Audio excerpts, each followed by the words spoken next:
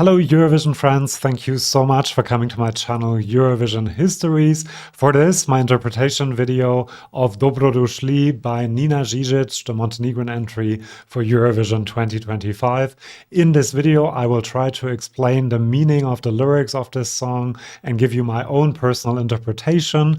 Warning, it gets a bit dark. However, I also looked at some of the interviews that Nina Zizic gave and also that the songwriter gave about the meaning of the song. Nina Zizic told VV in an interview that this song is about women's strength, specifically the strength to overcome challenges and difficult times in their lives, and that the song is a sort of musical advice how to overcome these difficulties, how to hold on, be strong, smile, stay positive, and then you can overcome all of these difficulties. And it's also about empowering and a rebirth of sorts. And the songwriter has also said that the song can be interpreted in many different ways. It can be a shoulder to cry on. It can be an encouragement as well. And it is about a strength so important and so strong. It can lead to catharsis and self-realization. And I took these pointers from these two very important people, obviously, for the song.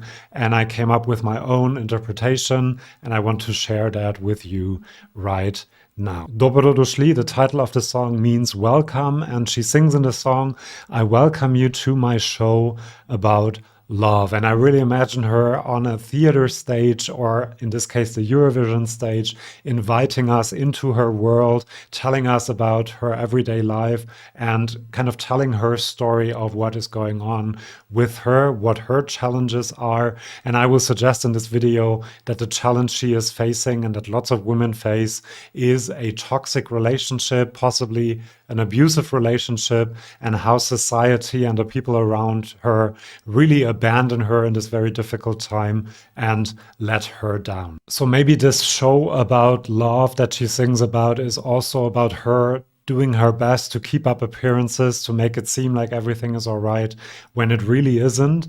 And then when she does confide in people, she might hear, "Smile, bear it all, it will pass." This is the chorus of the song, and it is repeated over and over again. And especially these three parts of the chorus are repeated in different orders. So after that, it might be "it will pass," "bear it all," "smile." And this repetition and the changing of the order makes me think that this is many different people that she maybe confided in, talked about the challenges she is facing in her relationship, and they just let her down and don't help her at all and tell her, just get through it, it will be better, don't give up on your marriage, on your relationship, you should work on it. And this part of the lyrics really hits home for me, because I think a lot of women and people in abusive relationship hear this from people they confide in. Don't give up on your marriage, don't leave him, just work on it and everything will be better. And then they might also say, "It will pass, it will stop." But then at the very end of the chorus, we have a bit of doubt, because it says, "but when." And this "but when" is actually, for me, her asking them, "You say it will pass and it will stop, but when will it pass? I have done everything I had to do, I was supposed to do, and it hasn't stopped. When will it actually stop?" And then it continues with, "How are you? Are you well?" These are very superficial questions to me that people don't really expect an honest answer to. And also the fact that we have these two questions right beside each other, "How are you?" They don't really leave her time to actually answer that question, and already have the second question, "Are you well?"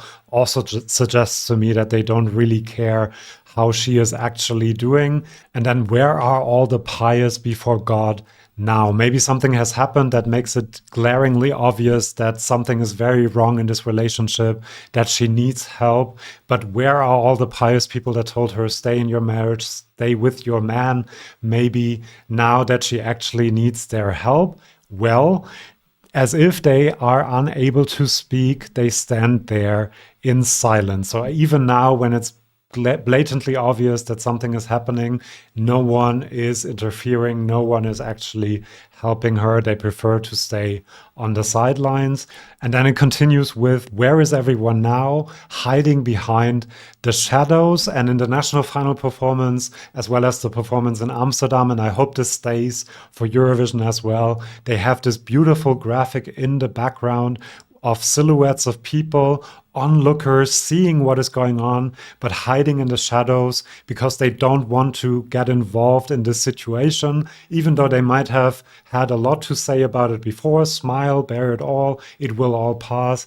Now that she actually needs their help, they don't really do anything. And then with a wreath of flowers also works with this interpretation for me, because a wreath of flowers is something that you use at a commemoration, at a funeral even, to show that you care about what happened. And maybe this is a symbol of them putting this wreath of flowers at her feet to pretend that they care, but they don't actually care. And she also sings, their faces are red, twisted with sorrow. So at least there seems to be some sort of shame. But then the song also asks, but who is to blame? They're all staying in the shadows. They all pretend like they didn't have anything to do with it because the guilty one is the abuser.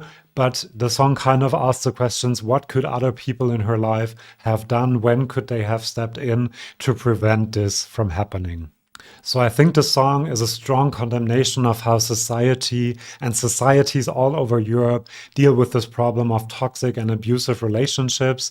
And it's a call on all of us to reflect how we would act in these sorts of situations. Would we also let the person that needs help down, or would we step in and actually change something? However, there's also a more positive outlook for this song, and it is actually the beginning of the lyrics. So let's have a look. The guilty night awakes, rubbing eyes without shame. Will she come or dream?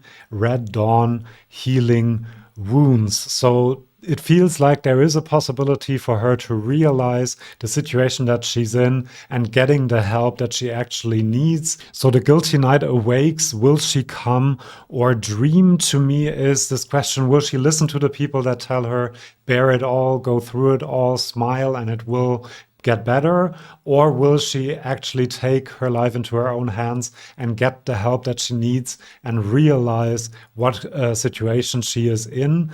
To me, rubbing eyes without shame means that she overcomes societal pressures to stay in this relationship, and she realizes that there's no shame in leaving a relationship that is not good for you. And during the national final performance, she also wears a blindfold at the beginning of the performance that she then rips off, symbolizing that she becomes aware of what is going on and what she has to do. And then Red Dawn, healing wounds. Red Dawn in mythology is always a symbol of rebirth.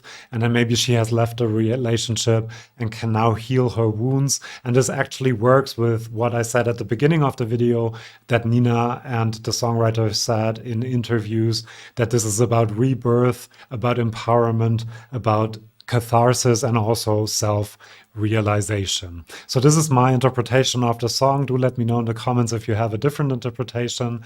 I love this song because of the meaning I see in the lyrics, and I also love it because of the music, because of Nina's dramatic performance. If you want to see more videos like this one, more interpretations of the lyrics of the songs of Eurovision 2025, among many other things, do subscribe to the channel, and then I might see you for my next video. See you then, and bye-bye.